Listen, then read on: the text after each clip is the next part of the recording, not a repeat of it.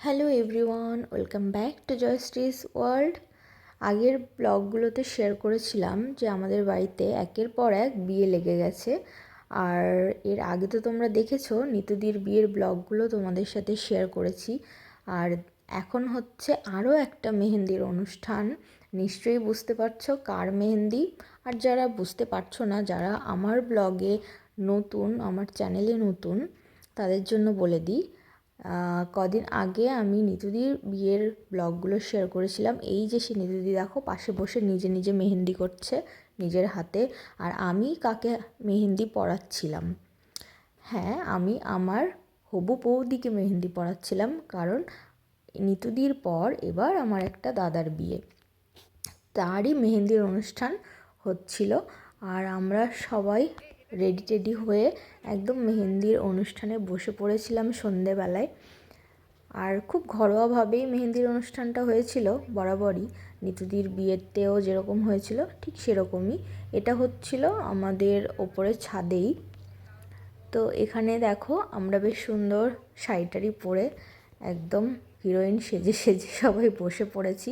তবে হ্যাঁ, এখানেও কিন্তু কোনো মেহেন্দি আর্টিস্ট আনা হয়নি, কারণ এখানে আর্টিস্ট আমি, আমাকেই সমস্ত কিছু করতে হয়, শেষে আমার হাতই হয় না।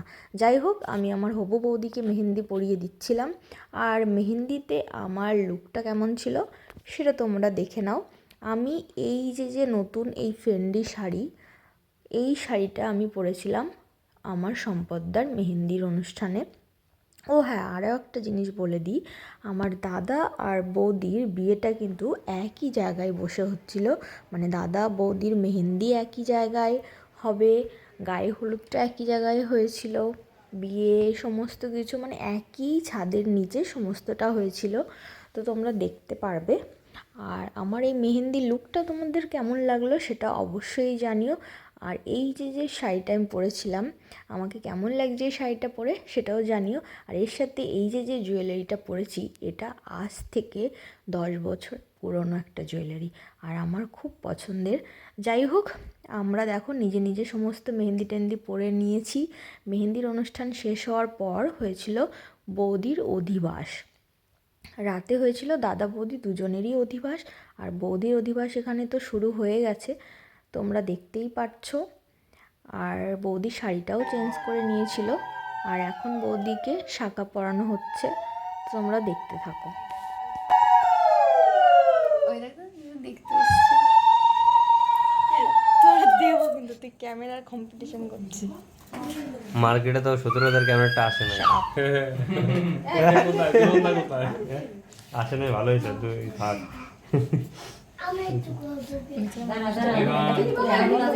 উল্টোপাল্টা করিস না, ওইখানে ওটা যেন উল্টে না যায়। আচ্ছা করবো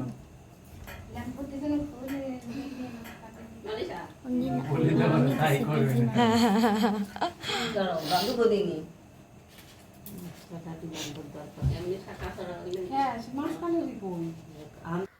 বৌদির অধিবাসটা হওয়ার পর হবে দাদার অধিবাস। দাদা অন্য ঘরে আছে, সেটাও তোমাদের সাথে শেয়ার করব।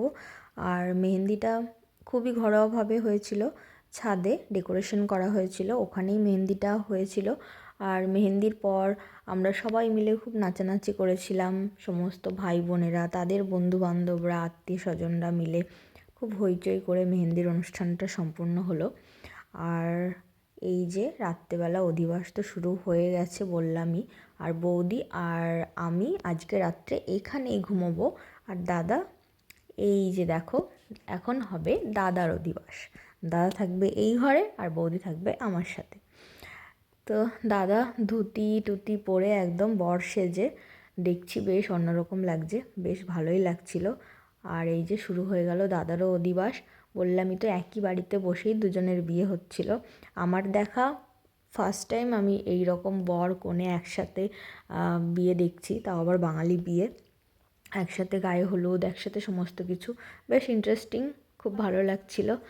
যাই হোক, এখানে দাদার অধিবাস হচ্ছে, অধিবাসের যা যা নিয়ম থাকে সেগুলোই করছিল 5টা এও মিলে। সেখানে আমার মা মাসি আছে, আর এটা আমার আরও একটা মাসির ছেলে সম্পদদা। তো সেই মাসি মেশো এখানে উপস্থিত নেই। তো যাই হোক, এখানে আমার মা, আরও একটা মাসি মানে নিতুদির মা, তারাই সমস্তটা করছিল।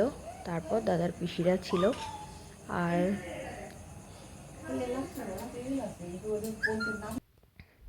আর এভাবেই হয়ে গেল দাদা বৌদির অধিবাস।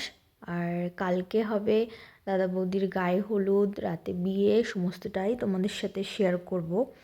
আশা করি তোমাদের ভালো লাগবে। ছোট ছোট করে শেয়ার করছি কারণ বিয়ে বাড়িতে অনেকটা ব্যস্ত সবাই। আর এখানে দেখো আমার বড় মাসি আশীর্বাদ করছিল। আর এই যে আমার মাই সমস্ত দায় দায়িত্ব পালন করছিল নিতুদির বেলায়ও আর এই দাদার বেলায়ও। তো এই ছিল আজকে আমার সম্পদদার মেহেন্দির অনুষ্ঠান আর অধিবাসের ছোট্ট একটি ব্লগ বলতে পারো।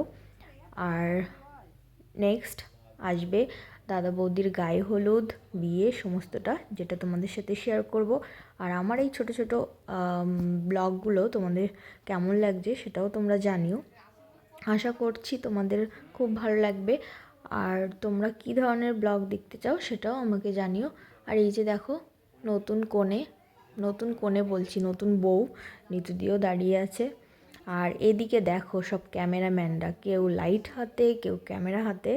খুবই মজা আনন্দ করে হয়ে গেছিলো দাদা বিয়েটা। দেখতে দেখতে ভালো সময়গুলো এভাবেই কেটে যায়। যাই হোক, এই ছিল আজকের ব্লগ। দেখা হচ্ছে নেক্সট ব্লগে। টাটা। ভিডিওর তো পরে ফটো